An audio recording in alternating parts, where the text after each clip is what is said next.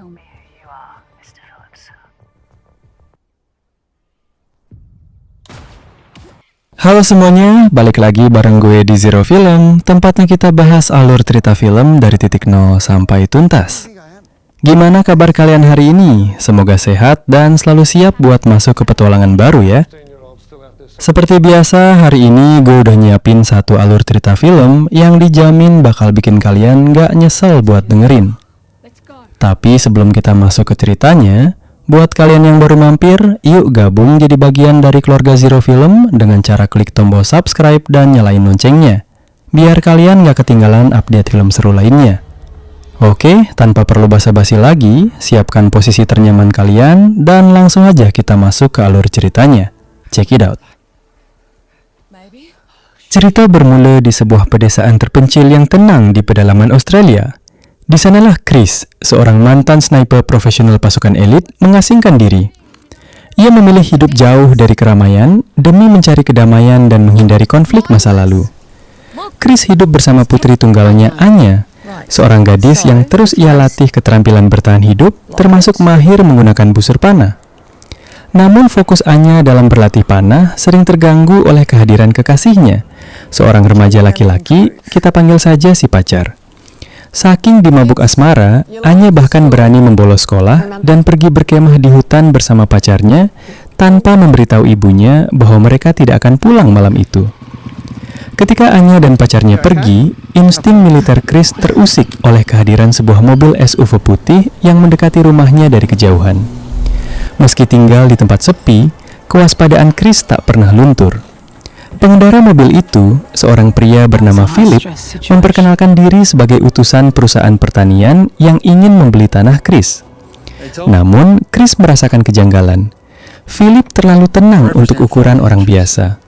Ia memiliki gestur seseorang yang terlatih. Chris langsung menolak tawaran itu dan segera mengambil senjatanya. Firasat Chris benar. Saat ia mengejar dan menghentikan mobil Philip, memberinya waktu 10 detik untuk mengaku, Philip ternyata bersenjata. Meskipun Philip mencoba kabur dan bersembunyi, keahlian tembak Chris berada jauh di atas rata-rata. Chris berhasil melumpuhkannya. Namun, sebelum Chris menembaknya, Philip yang menyadari kekalahannya sempat mengirimkan titik lokasinya entah kepada siapa. Dan di detik-detik terakhirnya, Philip menggumamkan satu kata yang membuat Chris membeku. Dragon. Mendengar nama itu, Chris sadar bahwa musuh bebuyutannya, The Dragon atau Sang Naga, kini sedang memburunya.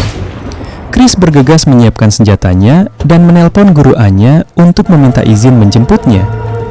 Chris sangat terkejut saat guru Anya memberitahu bahwa putrinya sudah tidak masuk sekolah selama 2 minggu. Padahal Anya selalu pamit pergi ke sekolah setiap harinya. Menyadari keluarganya dalam bahaya besar, Chris langsung menelpon Doc, mantan rekan satu tim elitnya, untuk meminta bantuan mengumpulkan kembali tim melawan Dragon. Dragon adalah seorang panglima perang mengerikan yang memiliki konflik panjang dengan Chris berbelasan tahun yang lalu. Doc awalnya menolak karena mengira Chris berhalusinasi, namun ia akhirnya bersedia datang setelah Chris meyakinkan bahwa Dragon akan tiba paling cepat malam ini. Sementara Chris kebingungan mencari anaknya di tengah hutan, Anya justru asik bersantai dengan pacarnya, mengabaikan panggilan telepon dari ibunya tanpa tahu ancaman maut sedang mengintai. Keesokan paginya, kengerian The Dragon terbukti. Dari balik rimbunnya hutan, Dragon memantau Anya dan pacarnya. Saat Anya pergi sejenak melihat helikopter yang terbang ke arah rumahnya, Dragon dengan santai dan tanpa ampun menembak pacar Anya hingga tewas. Dragon bahkan dengan tenang memakan masakan yang sedang disiapkan oleh pemuda yang baru saja dibunuhnya itu. Di sisi lain, helikopter yang dilihat Anya mendarat di rumah Chris. Chris awalnya curiga itu pasukan Dragon, namun lega saat melihat yang datang adalah tim sniper bantuan. Namun, yang mengejutkan, Doc tidak membawa rekan-rekan veteran mereka karena mereka sudah tersebar di negara lain. Doc justru membawa penembak jitu muda, yaitu Junior, anak kesayangan Doc, Milk. Teman satu angkatan Chris, beda unit, Calda, mantan KFOR, pasukan penjaga perdamaian internasional, dan Nico adalah mantan anak buah Doc di Afghanistan. Baru saja tiba, Nico yang mengetahui bahwa target mereka adalah The Dragon langsung ketakutan. Ia tahu seberapa mengerikan reputasi Dragon. Nico menolak ikut campur dan pergi meninggalkan lokasi saat itu juga, mengabaikan bujukan Doc yang meremehkan dan menyebut Dragon sudah lama mati. Di dalam rumah, Chris membagikan peta lokasi dan berusaha keras meyakinkan Doc bahwa Dragon masih hidup. Namun Doc tetap sombong dan menganggap lawan mereka hanya sniper amatir. Chris yang kesal hanya berkata, "Kalian baru akan tahu yang sebenarnya setelah salah satu dari kalian tertembak mati." Di luar sana, Anya yang pulang dari perkemahan terkejut melihat bangkai mobil Philip di halaman rumahnya. Merasa ada yang tidak beres, ia mengendap-endap masuk. Chris yang sempat mengira itu musuh berhasil menghentikan timnya menembak dan menyuruh Anya merunduk. Ternyata Nico tidak jadi kabur dan masih memantau dari semak-semak. Chris segera menjemput Anya masuk ke rumah. Di dalam, Anya yang kebingungan dipasangkan rompi anti peluru oleh Chris. Chris menjelaskan bahwa ada musuh lama yang ingin balas dendam. Mendengar itu, Anya langsung teringat pacarnya di perkemahan dan mencemaskannya. Lalu malapetaka terjadi. Doc yang sedari tadi meremehkan musuh dan masih bisa tersenyum santai, tiba-tiba tewas seketika akibat tembakan tepat di kepalanya dari luar jendela. Kematian Doc membuktikan ucapan Chris. Semua orang terkejut menyadari lawan mereka bukanlah sniper rendahan. Junior sangat terpukul melihat ayahnya tewas di depan mata. Chris tanpa ragu menancapkan anak panah ke lubang peluru di dinding untuk mencari arah tembakan. Namun nasib buruk kembali menimpa. Saat Calda mencoba mencari arah tembakan sekaligus memancing musuh, ia juga langsung tewas tertembak. Kehilangan 2 orang berturut-turut membuat Chris dan tim pasrah dan tidak berani menampakkan diri di jendela. Saat Milik bertanya keberadaan Anya, terdengar suara motor menjauh. Anya nekat kembali ke perkemahan untuk mengecek pacarnya. Di sana Anya menangis histeris menemukan pacarnya telah tewas mengenaskan. Chris yang menyusulnya berusaha menenangkan sang putri. Malam harinya, Dragon beraksi lagi. Ia menembaki semua lampu di sekitar rumah. Milik langsung mematikan semua lampu di dalam agar musuh tidak bisa melacak mereka. Junior yang panik karena kematian ayahnya segera menelpon militer untuk meminta evakuasi besok pagi. Menolak menghubungi polisi karena menyadari lawan mereka adalah dewa kematian. Tim evakuasi baru akan tiba pagi hari. Milik menyarankan bertahan di rumah, sementara Chris dan Anya terpaksa bermalam di hutan karena terlalu berbahaya kembali ke rumah di saat Dragon masih mengintai. Di hutan itulah Anya mengonfrontasi Chris. Ia kecewa karena selama ini mengira ibunya adalah seorang dokter, padahal Chris adalah prajurit elit yang sudah membunuh ratusan orang. Pertengkaran terjadi hingga mereka ketiduran. Pagi harinya, kengerian Dragon berlanjut. Helikopter evakuasi militer yang ditunggu-tunggu tiba. Namun Dragon langsung membidik dan menjatuhkannya, menghancurkan satu-satunya jalan keluar. Chris yang menyuruh Anya kembali ke rumah demi keamanan, akhirnya mencoba memburu Dragon. Menggunakan seragam penyamaran Gili, Chris mencoba mendekat. Namun Dragon terlalu lincah dan tangguh. Dengan mudah, Dragon mengalahkan Chris, melucuti semua senjatanya. Chris yang pasrah memohon agar Anya jangan diganggu. Dragon tidak peduli dan berniat membunuh semuanya. Ia kemudian mengeluarkan sebuah selongsong peluru berwarna merah. Selongsong itu adalah penanda masa lalu, ajakan berduel by one. Setelah memberikan ancaman itu, Dragon pergi, meninggalkan Chris yang langsung mengambil senjatanya, berharap bisa menghabisi Dragon, namun usahanya sia-sia. Sementara itu di dalam rumah, Junior yang tahu helikopter hancur memutuskan untuk kabur menembus hutan, mengabaikan peringatan Milik bahwa Dragon tak akan membiarkan musuhnya lolos. Milik membiarkannya pergi dan membekali Junior dengan pistol. Benar saja, saat Junior berjalan di hutan, sebuah peluru bersarang di kakinya. Chris yang melihat itu mencoba mendekat untuk menolong. Tiba-tiba, Nico berkomunikasi via radio dan mengatakan Dragon ada di arah jam 6. Nico menemukan Junior yang sekarat dan mencoba membawanya kabur tanpa tahu Dragon telah menyiapkan jebakan. Nico melihat kilatan cahaya skop yang ia kira senjata Dragon dan menembaknya. Namun itu adalah jebakan pantulan cahaya dan Nico tampaknya tewas setelah masuk ke dalam perangkap mematikan itu. Di dalam rumah, Milik yang berjaga mendadak kedatangan Chris yang memapah Junior yang terluka parah. Chris kemudian pergi ke gudang, mengambil jerigen bensin, dan menumpahkannya di sana untuk alasan yang belum diketahui. Saat Milik menyarankan untuk kabur, Chris bersikeras Anya akan aman di luar sana meskipun Dragon tahu keberadaannya. Dan benar, Anya yang nekat berlari keluar rumah tak ditembak oleh Dragon. Alasannya sangat mengejutkan. Anya adalah anak kandung The Dragon. Di tengah keputusasaannya menyelimuti rumah yang kini berbau anyir darah dan mesiu, cerita menarik kita mundur jauh ke belakang, tepatnya 16 tahun yang lalu. Saat itu, Chris bukanlah ibu rumah tangga yang bersembunyi di pedalaman. Ia adalah ujung tombak mematikan dari sebuah unit pasukan elit rahasia. Namun, sebuah operasi militer berujung pada bencana. Tim Chris dihianati, disergap, dan akhirnya tertangkap hidup-hidup oleh pasukan pemberontak paling kejam di wilayah konflik tersebut. Pemimpin pemberontak itu tidak lain adalah Dragon. Dragon bukanlah manusia biasa. Ia adalah sosiopat murni yang menganggap perang sebagai sebuah permainan catur. Begitu tim elit itu tertangkap, Dragon langsung memerintahkan eksekusi mati bagi seluruh tawanan pria di tempat, tanpa ampun, tanpa negosiasi. Suara tembakan dan jeritan mewarnai malam itu. Namun, para tawanan wanita, termasuk Chris, dibiarkan hidup. Bukan karena Dragon memiliki belas kasih, melainkan karena ia tahu bahwa Chris adalah seorang sniper legendaris. Bagi Dragon, ini adalah hiburan. Ia menciptakan sebuah permainan psikologis yang sangat sadis. Ia memaksa Chris untuk berduel 1 lawan 1 dengan rekan-rekan setim wanitanya sendiri. Aturannya sederhana namun mematikan. Dragon menggunakan sistem undian yang ia sebut selongsong peluru merah. Siapapun tawanan yang diberikan selongsong peluru berwarna merah oleh Dragon harus maju dan berduel tembak-menembak dengan Chris. By one. Jika Chris menolak, semua orang akan disiksa sampai mati.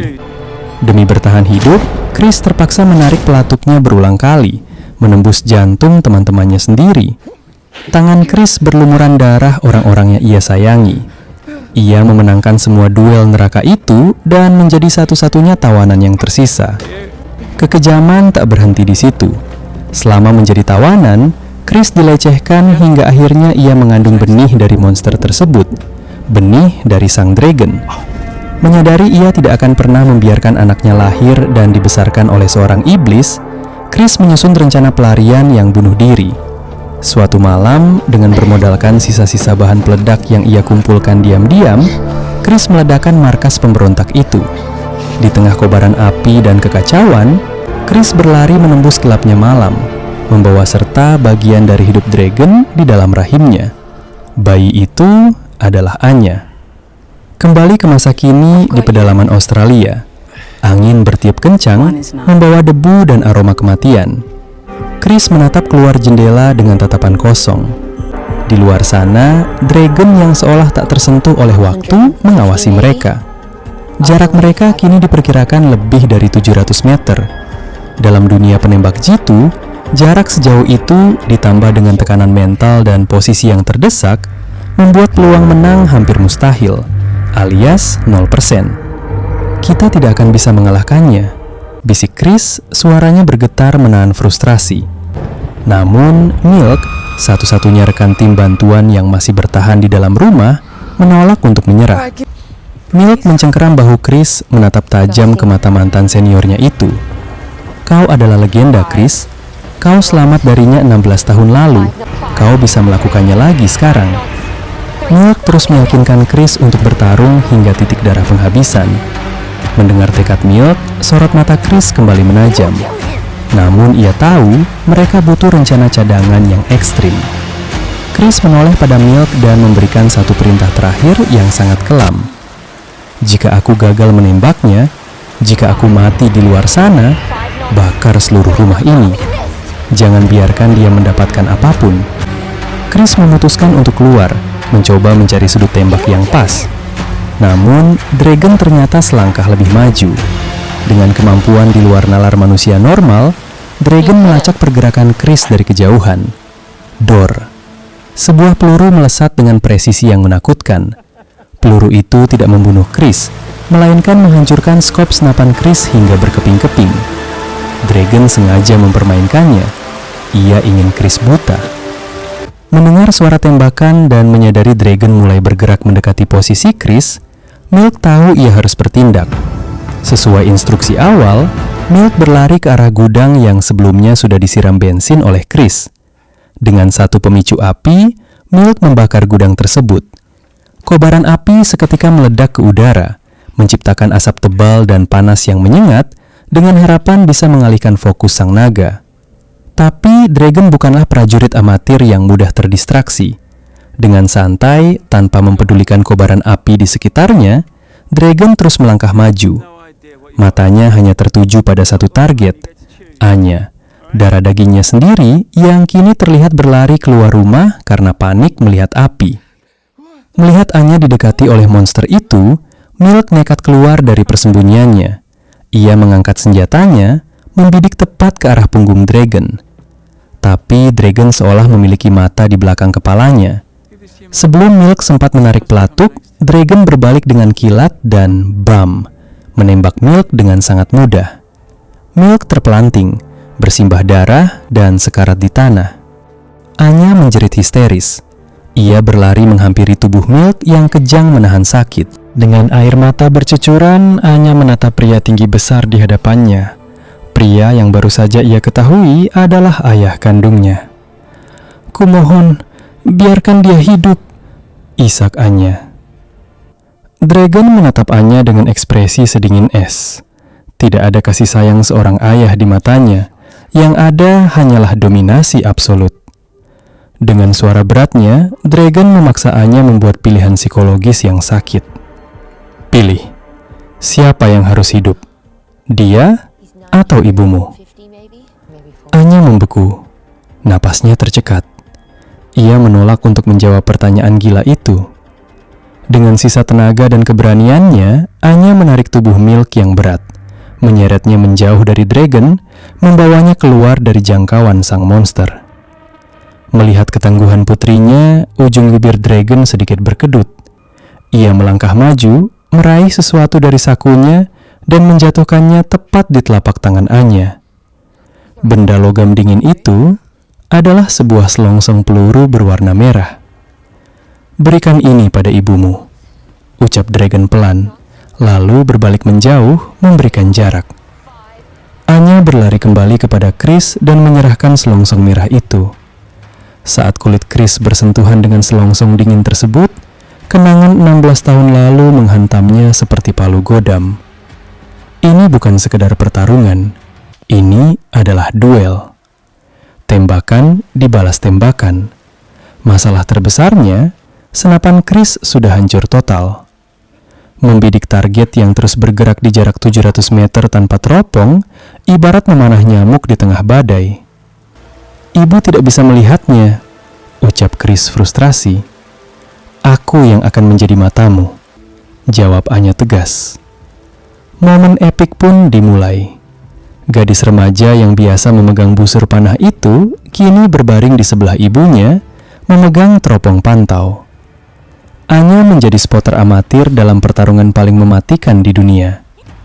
Kiri sedikit, angin bertiup kencang ke arah timur, jarak sekitar 7,5 lapangan sepak bola. Anya mencoba menerjemahkan apa yang ia lihat. Chris mengatur napasnya, menggabungkan insting, pengalaman, dan panduan putrinya. Ia menarik pelatuk. Dor! Suara senapan membelah kesunyian. Anya menatap tajam melalui teropong. Debu mengepul jauh di sebelah kanan Dragon. Tembakan itu meleset jauh. Jarak dan ketiadaan alat bidik benar-benar menjadi malapetaka. Kini, giliran Dragon yang mengangkat senapan mesin antimaterialnya. Chris tahu, Dragon tidak pernah meleset. Kepanikan mengambil alih. "Anya, merunduk, jauhkan kepalamu!" teriak Chris sambil menekan tubuh putrinya ke tanah. Bam! Suara letusan dari senapan Dragon terdengar lebih menggelegar. Peluru berdesing dan menghantam tanah hanya beberapa sentimeter dari bahu Chris. Debu dan kerikil menyiprat ke wajah mereka. Chris terdiam. Apakah dia meleset? Atau apakah dia sengaja meleset karena ada Anya di sampingku? Pertanyaan itu menggantung di udara, namun tak ada waktu untuk memikirkannya. Ini adalah kesempatan terakhir. Jika Chris gagal lagi, Dragon tidak akan memberikan belas kasihan di tembakan berikutnya. Fokus Anya, baca arah anginnya lagi, bisik Chris. Keringat dingin bercucuran di pelipisnya. Anya menahan napas, menatap tajam ke arah sosok ayahnya dari kejauhan. Anginnya sedikit mereda, Bu. Dia berdiri tegak, bidik sedikit lebih ke atas dari yang tadi. Chris memejamkan mata sejenak, membuang semua keraguan, trauma masa lalu, dan ketakutannya. Ia menyatukan dirinya dengan senapan yang rusak itu. Ia menarik napas dalam, menahannya di paru-paru, lalu jemarinya secara perlahan menekan pelatuk. Dor. Keheningan yang mencekam langsung menyergap setelah suara ledakan mereda. Melalui teropongnya, Anya melihat Dragon masih berdiri tegak. Gadis itu menahan tangis. "Tembakanmu meleset lagi, Bu," bisik Anya dengan nada pasrah yang menyayat hati. Mereka berdua terdiam, menunggu kematian datang menjemput. Namun, di detik berikutnya, kaki Dragon goyah. Senapan besar di tangannya terlepas dan jatuh ke tanah. Tubuh tinggi besar yang selama 16 tahun menjadi mimpi buruk yang tak terkalahkan itu, tiba-tiba tersentak keras ke belakang dan menghantam tanah dengan keras. Peluru Chris bersarang tepat di tubuhnya. Karena jarak yang sangat jauh, efek tembakan itu mengalami jeda. Dragon tewas seketika di atas tanah gersang Australia. Tidak ada kata-kata terakhir, hanya keheningan. Chris melepaskan senjatanya, merangkul Anya, dan keduanya menangis sejadinya, melepaskan semua beban dan ketakutan yang mengikat mereka. Sang naga akhirnya benar-benar telah tertidur untuk selamanya. Kematian Dragon menjadi akhir dari kutukan masa lalu Chris, sekaligus membebaskan Anya dari bayang-bayang ayah psikopatnya. Pesan moral dari kisah ini adalah, masa lalu sekelam dan sedalam apapun lukanya, mungkin tidak akan pernah bisa dihapus dari ingatan kita. Trauma itu akan selalu meninggalkan bekas. Namun, manusia tidak dikutuk untuk hidup terus-menerus di bawah bayang-bayang trauma tersebut. Sesulit apapun situasinya, setiap orang masih memiliki pilihan menentukan arah masa depannya sendiri.